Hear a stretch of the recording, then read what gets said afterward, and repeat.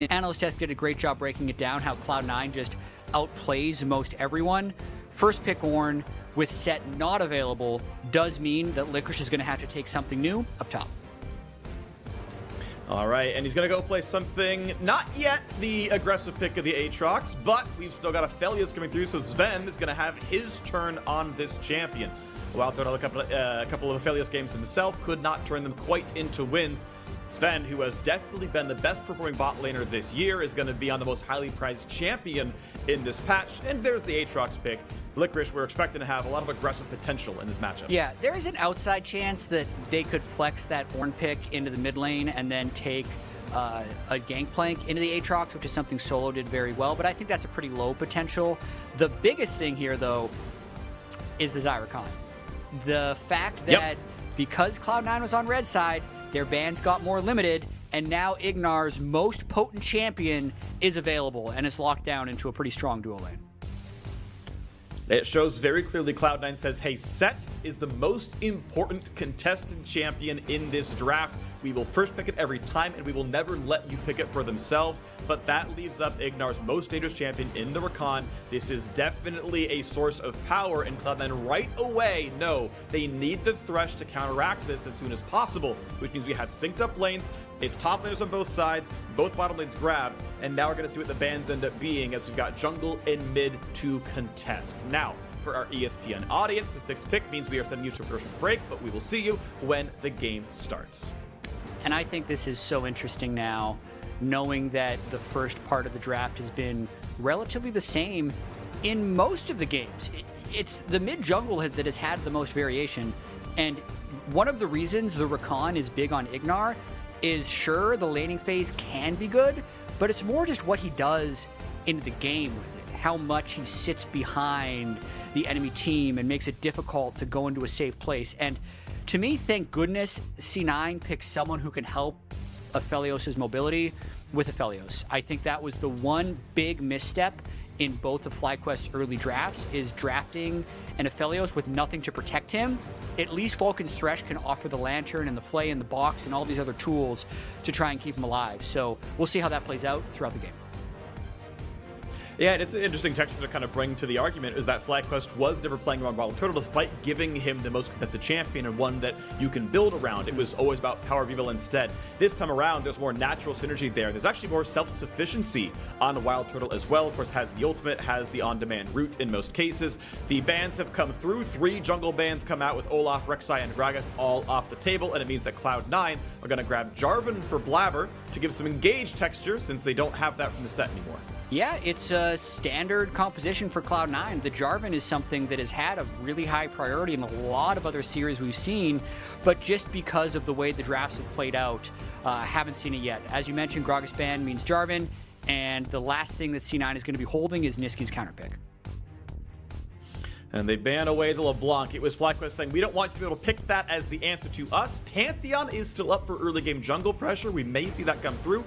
Syndra comes in as the blind mid laner. They know they're not going to be up against the aggression that was Yasuo Gragas in the previous game, but now they did a jungle pick for themselves. Pantheon, again, seems very, very likely based on the tier list.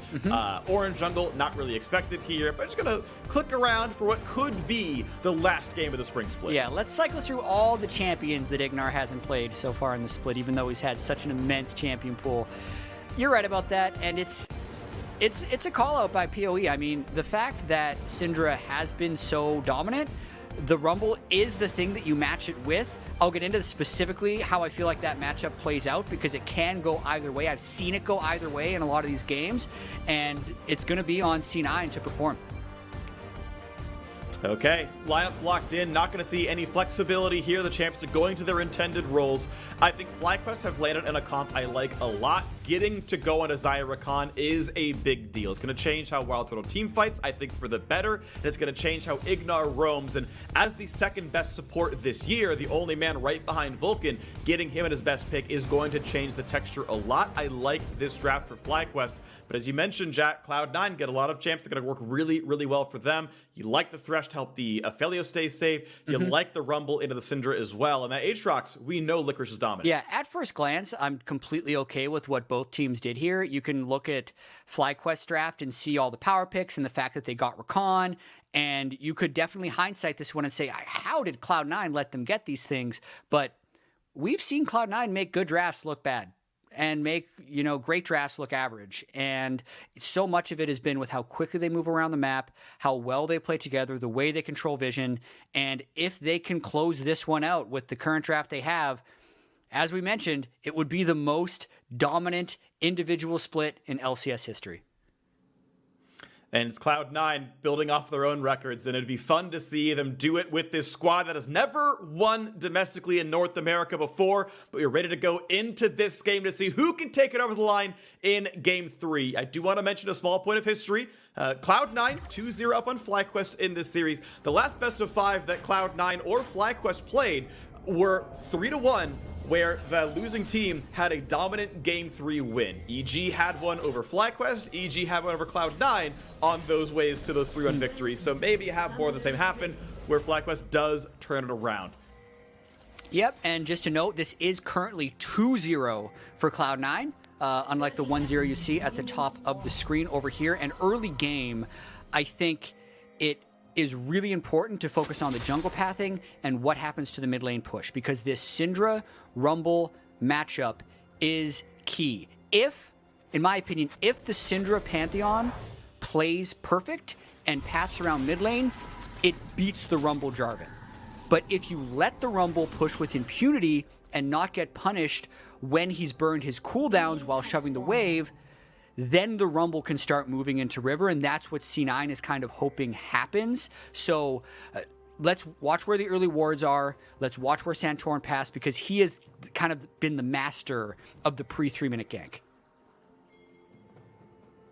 Alrighty, once again, not a lot of early aggression in the very early game. We've seen a couple of teams go for invades, late sweeper plays, but ultimately in this game, we're going to see not quite as much happen. We did have that prior blue buff steal from the Gragas of Cloud9 in Game 2. This time around, they're going to let the teams play their respective sides of the map. Red buff leash for both junglers. Santorin going to go red towards base and a starting item, easily going to the Raptors, then probably top side. And the Jarvan going to clear towards his blue buff as well. And you can notice a lot of topside river wards by FlyQuest, so you'd expect Power people to cheat a little bit towards that side. What we've seen, some of the clever Jarvan ganks, is actually when they start red, but then loop around to the blue side to get the gank in before they do that. Blabber has actually lied very little on what some junglers there would consider a cheese gank, where they're actually foregoing efficient farm in order to get a surprising gank. C9 has so much trust in their laner's abilities. Blabber's usually taking very efficient early game paths, and this game is no different. Yeah, I really am a fan of Blabber's efficiency. One thing I've seen of him more than other junglers is I think he's been hyper efficient in what things he smites. For example, on Jarvan, who's pretty much purely physical damage, right? He's smiting blue buff, the highest armor target in his conventional jungle clear. Small things like that can save you a second or a second and a half, and sometimes it means you're at a gank before your opponents are ready, or you're able to take a recall that you couldn't have otherwise. Yeah, and he's about to finish his 5th camp, whereas Pantheon is only on his 4th. So in terms of overall pace, that's an advantage since Santorin hasn't gone for his normal gank timing. I mean, looking at the wave right now, this is what happens if the Syndra is playing aggressively and is not punished by ganks. You can actually get that level 3 shove on the Jarvan, but Santorin actually needs to be here to protect, not actually ganking at the perfect timing. If Blabber would have been there about 10 seconds earlier and skipped Wolves, maybe he would have been able to get a gank off onto PoE, but so far so good for FlyQuest's early Syndra. And PoE playing it pretty smart. He did ward topside river and then cheated to that side as the wave pushed in.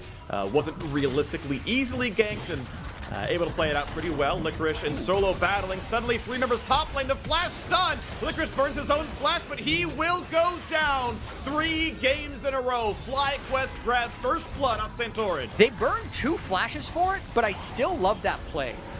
Power of Evil shoving that first wave. A lot of times a Syndra will go back for an early recall there, get like a second Doran's, and that is probably what C9 thought was happening, but just chaining the CC, not even perfectly, just getting the Pantheon stun into the burst of everyone else is enough to bring Licorice down, and also very importantly getting that first blood onto Syndra.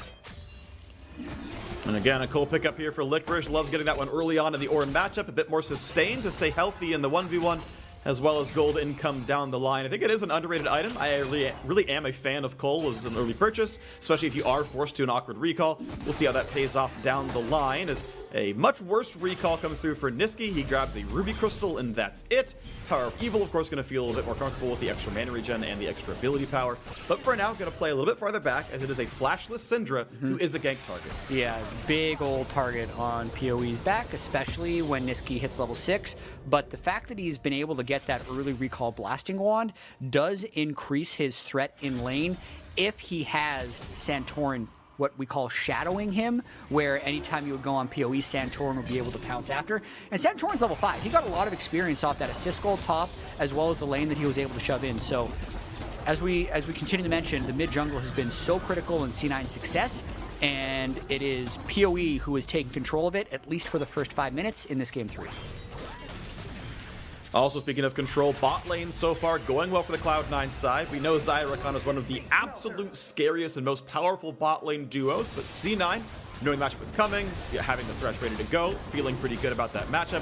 5.5 minutes in, they've already shoved in the bot lane and gone for Drake control. This bot lane is going the way it has kind of all series long, which is that Sven and Vulcan, by far the best bot lane in the league, completely lane dominant. I think that's a really good call out in terms of matchups. In the regular split, C9, their entire starting roster was first team All-Pro. There's no argument that they were all the best performing in their role. But in this series in particular, the biggest gap, so to speak, has been the bottom lane. PoE and Niski have been playing pretty even. Solo's even had CS advantages as an Ornn into Licorice and has been playing quite well. And Santorin has been getting a lot of early game first bloods. A lot of it has actually been Sven and Vulcan pushing the tempo down bottom lane, getting kills, getting... Yeah, I mean, Cloud9 are getting a lot done here through bot lane. We knew Ignar was going to be one of the big conditions here for FlyQuest, #2 All-Pro support, right? And it's not from his laning, it's from his roaming, it's from his mid-game plays. Right now that he's being pushed out of the lane, he's been unable to win the lane itself, of course. One plate already gone bot side, and now 4v1 Turtle is equalized. He's taking turret shots. He brings up Summoner Heal. There's the knockup. There's Ignar showing. Turtle's going to flash with exhaust on him. That kill's going to come through. Finds the root, but Blabber drops aggro perfectly. That tower dive goes so incredibly well. Cloud9 get a kill on the board and lose nothing for it. And that's level 6. Niski 20 CS behind PoE, but he's the one able to threaten that. Also, really crucially, Wild Turtle unable to flash the Jarvan EQ, cannot buy enough time for everyone else to follow through. And that's the bot lane that we talked about. Getting Wild Turtle down, getting those plates, keeps C9 in it. It's looking pretty good, but I do want to point out FlyQuest are 600 gold ahead.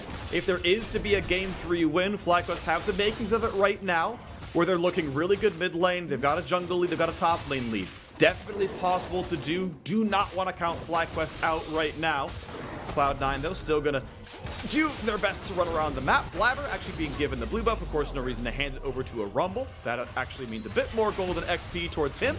Nice little stun. Here comes the Ornn Horn. Perfect timing. Niski does have flash, but can't get away from the knockup. Here's the rest of the chase, but they can't get the rest. And PoE is dropped to 100 health. Poor Wild Turtle left alone in the 1v2, and Cloud9 win a mid lane dive by killing bot lane. 2 plays go heavily in the favor of C9. Riddle me this, freak. Niski gets ganked by 4 and lives. Turtle gets ganked by 2 and dies. That's just the story of this series for FlyQuest. Niski with the extra move speed from his heal at the very end of that one makes it so Ignar can't quite reach. FlyQuest falls short, and as you saw, Turtle dies again. And credit really goes to Niski's early defensive itemization options. Rushed Merc Treads with Ruby Crystal. That is a lot of the difference here. Turtle cannot do anything to survive this. He's not even got turret aggro in his health right now. Yeah, well, the thing he might have been able to do to survive is if he would have been able to avoid that knockup, but even then, he's still either up against a Flame Spitter or an Aphelios. He's going to die. One extra call out I'll give to Niski surviving that 4-man gank is he also has the Nimbus Cloak on Rumble, so when he uses summoner spells, he gets that little extra bit of move speed, and we might see a Rift Herald fight right here. Nice flash.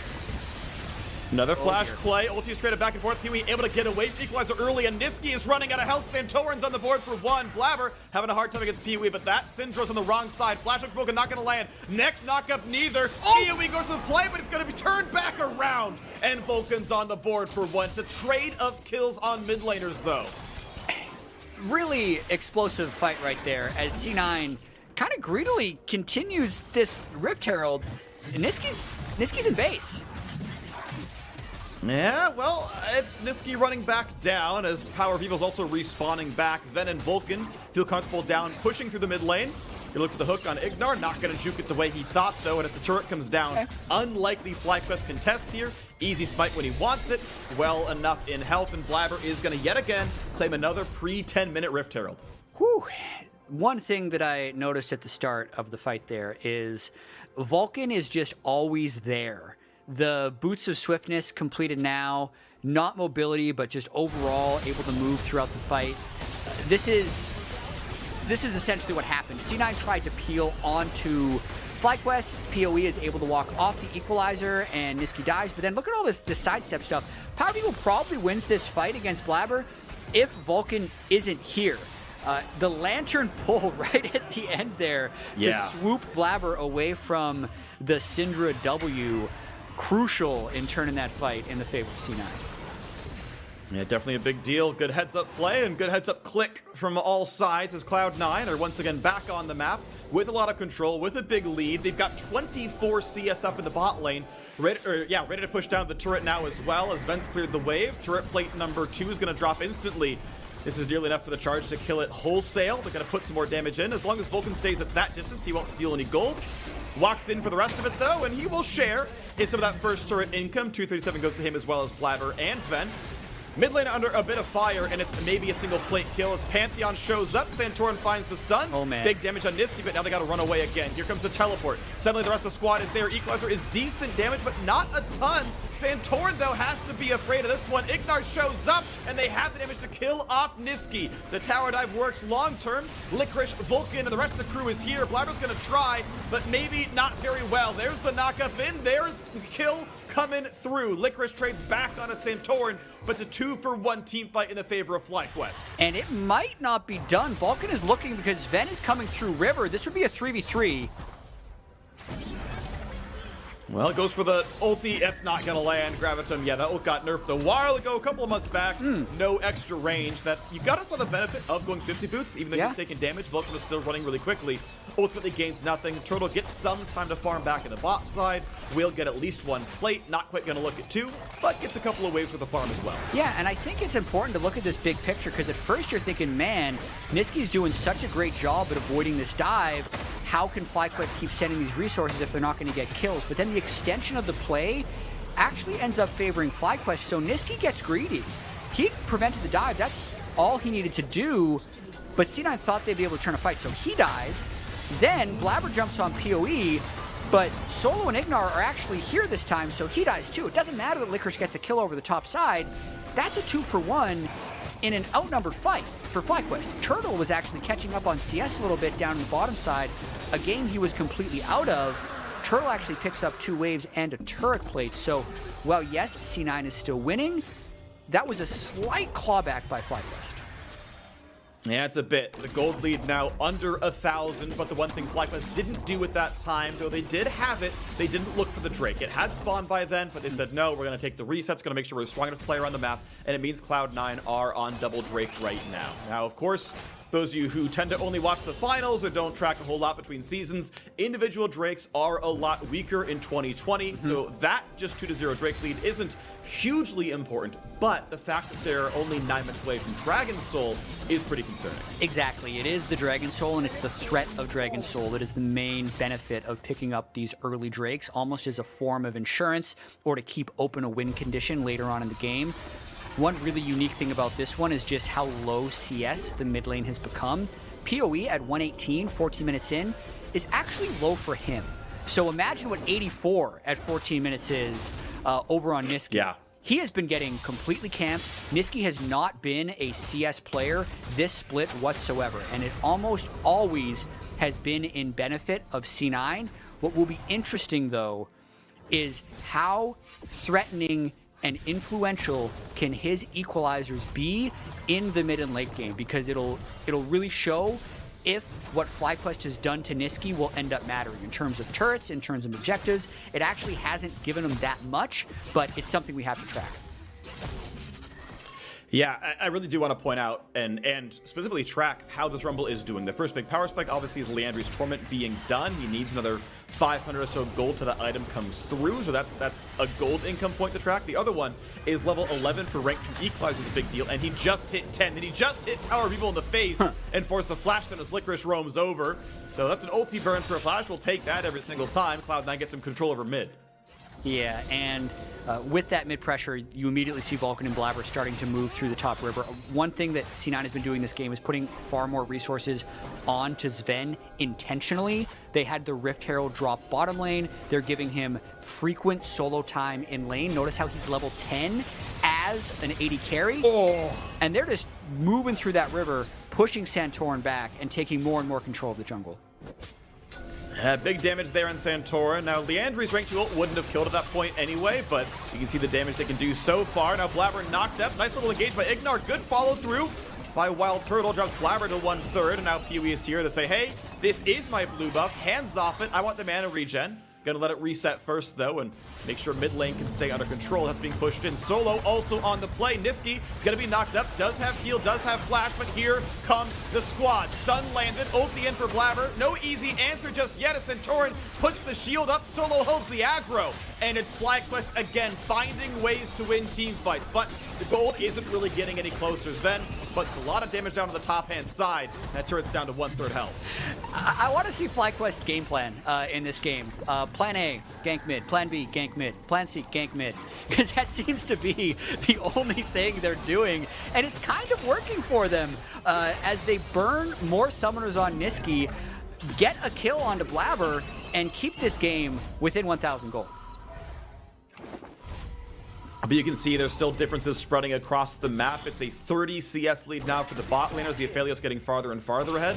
Do want to note that Sven is going for a slightly lower DPS build. Essence Reaver is actually more of an oddity than the Infinity Edge build is a bit more common. This lets him be better at casting spells, but it can do a couple of weird things because you want IE in the build, you want Hurricane in the build, and you want Phantom Dancer in the build. Yep. And he's going to have to basically pass one of those, but all three are important in their own ways. Yeah, I think we've seen a huge trend towards the Infinity Edge Hurricane build, even if it started as Essence Reaver. And we're just going to have to see how this plays out. If there's a clutch fight where Sven gets an extra Gravitum root because he has the Essence Reaver, or if his ultimate comes off cooldown and he uses it right away, then benefit Essence Reaver. But from a raw DPS perspective, almost everyone settled on Infinity Edge Hurricane as the dominant build, so interesting how Sven chose elsewise. Well, we are getting back on the map, though, as the builds are pushing forward. Sven, of course, going for IE second. There isn't an S3 build in the world where you don't do that. It's just always optimal. FlyQuest, though, still looking for some aggressive plays, right? You can see Ignar well past the halfway point of the map, puts a deep ward down, looks for a couple more to do as he can't stop Blabber from taking down this wolf camp with a Herald buff in inventory. He's going to summon that now because it's time to fight for Drake number 3. The gold difference, only 1,400. This is a winnable fight on both sides. I want to see how it plays out. Okay, watch Wild Turtle. He has been getting caught a lot this series. He needs to have a good fight here, and watch where the Equalizer goes. FlyQuest does not want to get caught inside a Cataclysm and Equalizer. Herald charge is not knocking down mid lane turret either. That is still a small bastion of safety for the FlyQuest side. Mid gets cleared, but FlyQuest cleared it first. They are again in somewhat control of the bottom river. The question is, how will Poke go? Bit of damage towards Vulcan drops him. Most injured member of the player base right now. Well, they just snuck into River to get front door on the Dragon. They've swapped who's controlling mid and who has River control. Oh, but they found CC onto Blabber and shut him down instantly. Here comes the dive. FlyQuest need this fight, and they may have just found it. Vulcan's pushed out. Niski saved the backline. Equalizer over the top is a lot of work. Solo drops low. There's the first kill. It's a 1-for-1 so far. Ooh. Flashes to safety, but I've seen this before. Aatrox in the bot river finds a double kill, and Licorice not shy about that engage. It's Cloud9. Take the fight 3-1, and this Drake is theirs. C9 fights. That was a fight where Blabber got completely destroyed before it even happened. And a lot of teams will lose their sorts after that happens to their main initiation threat. But as FlyQuest moved into River, it turned. So watch this one more time. Blabber's on a control ward, so he feels like he should be safe. PoE lands a blind QE into an Ignore stun. That is a great start. The combo even onto the rest of them, you're thinking, damn, Solo's in there. He's got the knock-up on his Ven. But look at Niski, level 11 and Leandries. They didn't shut him down enough. The ult completely shreds. It means Licorice is able to turn around. Ven, I'm not 100% sure if that cooldown came back up sooner because the S2 for Mickey lands an amazing route, and they win that fight 3-1. And off we go to the race with Cloud9 looking to make it a 3-0 in the finals. Complete the most dominant LEC ever. It's looking like he's going to have power. He's going to have this much free pick to be out. That's the thing. Really nice to know about that one, especially when you look at FlyQuest.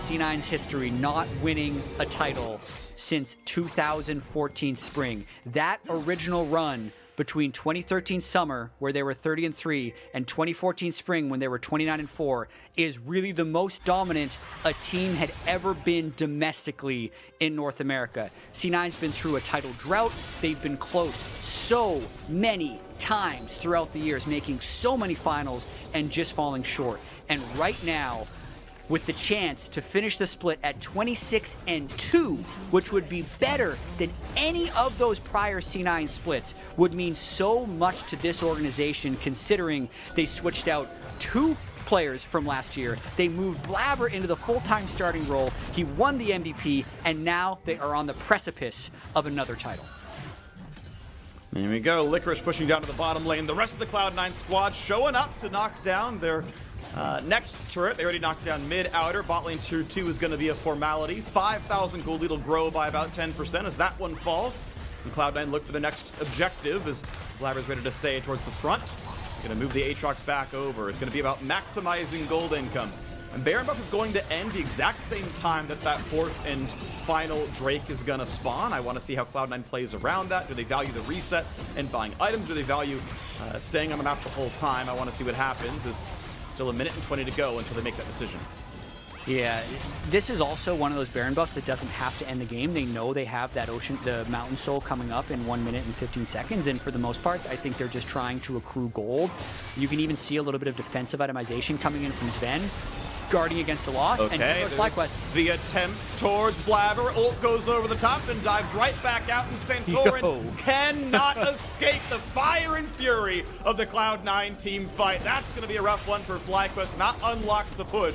FlyQuest not going to be able to fight 4v5, especially with Ignar's ulti down, but they're going to try with Solo getting a knock-up, but already stopped, and hooked back in, and flayed back in, and killed and sent back to the fountain. Cloud9 are now 5v3 on the map, and the power play continues as they knock down the inhibitor turret. The inhibitor going to drop as well. Still 35 seconds left on this. as well as the weight. So this comes up. Power of Evil's got to be respectful. Hook almost predicted correctly, and this might be the Cloud9 reset. They're going to kite backwards. They find the root, and the flash over for the double chase down. Blabber gets himself a double, and it's 5 versus 2. They're ready to keep going. The flares keep going up, and C9 are going for the Nexus turrets. The respawn still 10 seconds away. They will find that first Nexus turret, and they will push out of minions. But they are out of minions. They're not going to claim this one just yet. They will only claim gold in all but the victory. Cloud9 assuredly must be lifting the trophy at the end of this game. Oh man, that's what they're all thinking right now. They wanted to end that game. You could see Niski behind the wall with his flash up, waiting for that play. Who cares about lane CS? Niski wants the Nexus, but they need to wait one more push. They need to keep calm heads because, as you mentioned,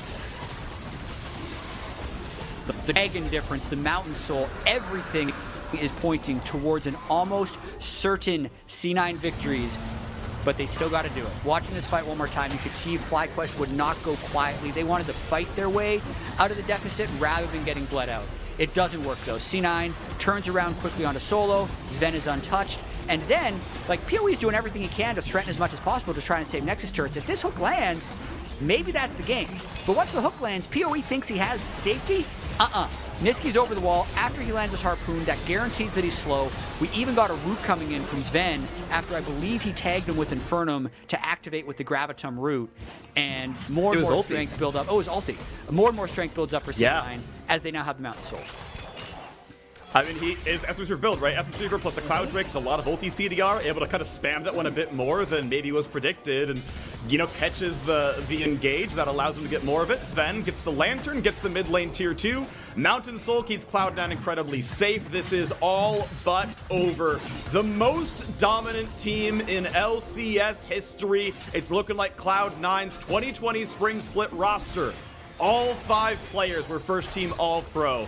The top 3 MVP votes was their mid laner, their support, and their AD carry. Blabber took home that trophy himself, but Niski and Sven right behind him, and now it's just time to finish the rest of the game. Turtle is hooked. There's the Lantern, there's the Flay, there's the chase in for Blabber. Turtle stays safe, Santorin shows up, Ignar buys time, and it's FlyQuest staying alive, but their wings certainly broken as Cloud9 look to push down more of these waves.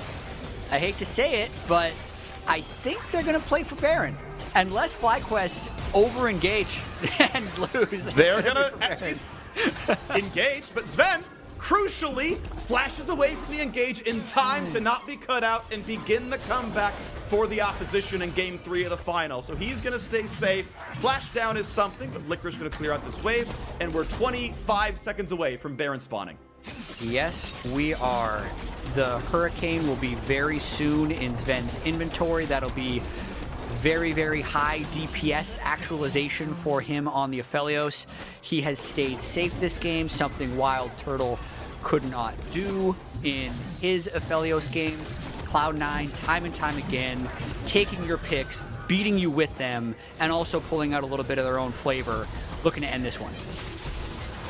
Okay, there's the flash play, going for the kill instead. Santorin forced to flash out to safety, and he will stay alive, but Vulcan still wants in, just walks up for the hook. He's gonna catch that one. Solo finds the knockout. Oh, they killed Sven. Here comes the fight, and they have shut down Sven. That is a huge pickup, but is it gonna be enough? Licorice fighting back in the back line. Santorin's gonna drop as well, and can you kill anyone else on Cloud9? It's 2 answered kills. Stopwatch burn for Ignar. Play's gonna let him just barely walk away, but Turtle is gonna fall as Licorice continues to chase. It's a 3-for-1 team fight, and it might be a 4th. Licorice is still trying to find a bit more into Ignar. He's gonna stab him in the back. And a 4-for-1 team fight. They don't need the Baron. They need to push down the base. They just needed one team fight, and they got it. Solo is the only thing standing in the way of Cloud9 lifting the trophy, and it's not gonna be enough. He's trying to stall as much as possible. He's got respawns in 10 seconds. He's a tanky man. Redemption helps build the time, though, and that is Niski on a rampage. Santorin's back alive, but the Nexus turrets are going to fall. Santorin goes for minions, then back to the engage. The bot lane's alive in 5 seconds, but they will not stop it. Cloud9 waited 6 years, and they will hoist the trophy again. For all 5 players, the first time in their careers, the Nexus falls. Licorice deals the killing blow, and Cloud9 win the 2020 LCS Spring Split.